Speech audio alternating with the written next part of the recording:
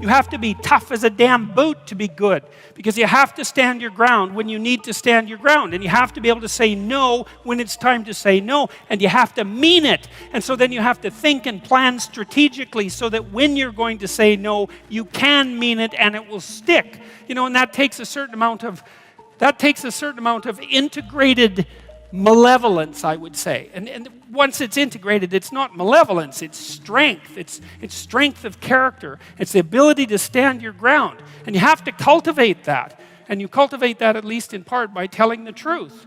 And so you take your place in the world as a decent person and as a decent citizen, and you play the hierarchical game properly. And that is to stand up straight with your shoulders back. It's like the world's an onslaught. You've got the tyranny of culture to deal with. You've got the catastrophe of nature. You've got your own damn malevolence and ignorance, right? All coming at you. Plus the incredible, complicated, indeterminate potential of the future. That's all coming at you. And it's all your responsibility. And you can cringe away from it and be afraid of it and be victimized by it and be bitter and cynical about it. And no wonder, because it can be painful. Or you can turn around and you can say, man, bring it on.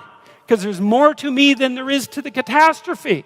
And this is what I discovered from looking at what I looked at. I looked at the darkest things I could look at, really, for 30 years. I was really a lot of fun to be around, I can tell you. I looked at the darkest things that I could think of, right? Not only what happened in Auschwitz and what happened in the Gulag, but personal issues. You know, it's like I wasn't so much interested in the totalitarians as a group. I was interested in the people who undertook the terrible acts that the totalitarians required. You know, the people who, I was just rereading Ordinary Men, and it was a story about a police battalion in Poland that trained ordinary policemen to take naked pregnant women out into the fields and shoot them in the back of the head. It takes a lot of training, by the way, before you can bring yourself to do that. And you aren't the same person by the end of it. It's pretty goddamn horrific. You know, and I was trying to figure out, what would it be like to be that person? Because we are that person. And then what would it be like to not be that person, right? To refuse to do that, to not participate in that. You know, and what I discovered by making that totalitarian proclivity personal was that there's more to us than there is to the horror. As nature is, bent on our destruction, bad as culture is, tyrannical and bloody, back as far as you can look, as malevolent as you are in the darkest part of your heart, and that's plenty malevolent. The possibility that's within you that can well up, the courage and the truth and the ability and the skill and the willingness to set things right, if you are willing to set them right, is more powerful than all of that. And so it's so interesting. It was proof for me of an old saying I read from Carl Jung. It's an alchemical motif, in sterquilinus inventur, which is what you most want to be found will be found where you least want to look, essentially. And it's so interesting because it means that if you're willing to turn around and to stand up straight and face the darkness like fully, what you discover at the darkest part is the brightest light. And that's something that's so much worth discovering, because there's going to be terrible darkness in your life. And it's going to make you cynical and bitter. And it could easily be that you're just not looking at it enough. Because if you looked at it enough, and you didn't shy away, and you brought everything you had to bear on it, you'd find that there was more to you than there was to the horror. You know, I watched my father-in-law. I'll end with this. And you know, you don't know, because you're not bringing your A game to the table with all that cynicism and bitterness and resentment and willful blindness and avoidance. Maybe you're playing at 60%. It's not good enough, because there's too much of what's bad for 60% to be good enough. It's like you need 90% or 95% or 100%. When about 15, 20 years ago, my mother-in-law developed frontal temporal dementia, which I wouldn't recommend. You know, it's one of those degenerative neurological diseases like Alzheimer's, and those bloody things are... like they're in the top echelon of awful. You know, you watch a person deteriorate before your eyes. It's a lengthy, lengthy death. And it was slow.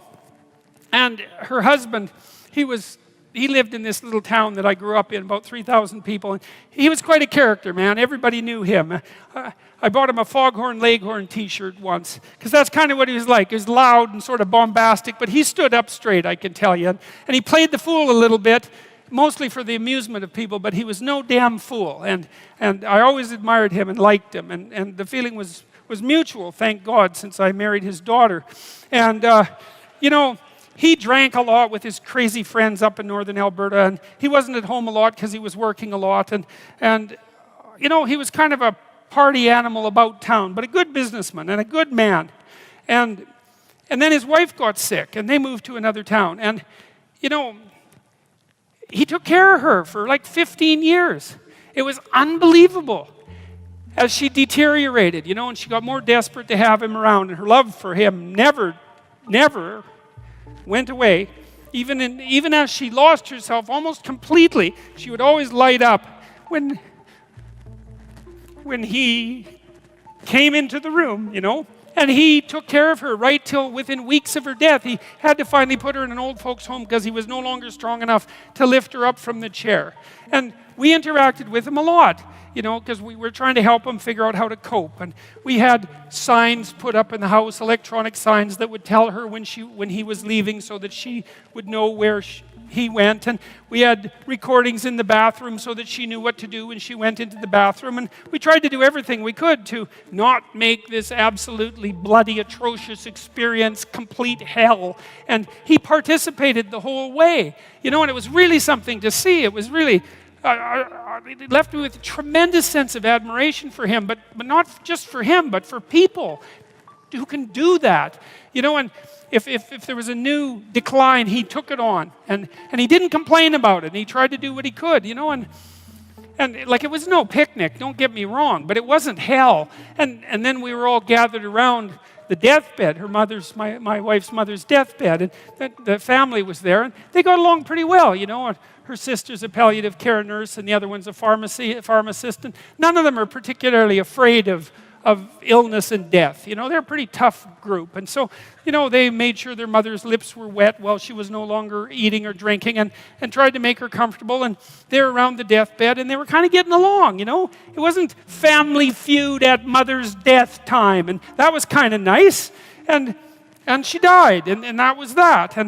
But it wasn't just that, because the fact that the family had coped with it well and nobly and honorably, I would say, brought them together. They were closer afterwards than they were before. And they all had more respect for their father. And then in the old folks' home, he met another woman who had a husband there who had Alzheimer's, and they got to know each other, you know. And he died after a while, and she died after a while, and then a few months later they started going out, and then eventually they had a relationship, and now they live together. And so he gained something. Like, it wasn't that he replaced what he lost, you know what I mean? Because he still has pictures of his wife up in his house, and she was the love of his life, and that's not going away. But, you know, his family respected him more, and everybody pulled together more, and it wasn't hell at the deathbed, it was just tragedy, and the family pulled together more. And that was a good example of how you can extract at least a certain amount of light out of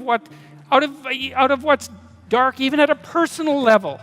And it's worth asking yourself. It's like, drop what you're doing that's foolish, that you know is foolish, and pick an aim that's worthwhile, you know, to make things better for yourself, like you're worth taking care of, like you're worth something, you know, and to surround yourself with people who believe the same, and who are rejoicing in your accomplishments and unhappy when you fail, right? And you're comparing yourself to your accomplishments of yesterday and not to someone else's today, so that you're not jealous and bitter. And you put your own house in order so that you're not cursing the world when some of its disarray might be your fault. And you're trying to pursue something meaningful, and you're doing your best to tell the truth, and all of that. And then you see what happens. Who the hell are you? You know, you think you're a miracle of some bloody bizarre sort.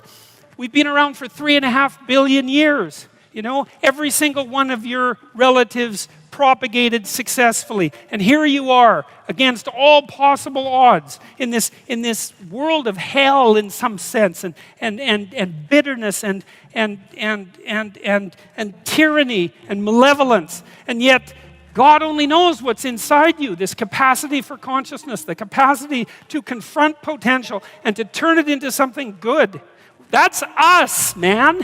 That's the Western story. That's the individual as the cornerstone of the state. That's our responsibility, and it really is who we are.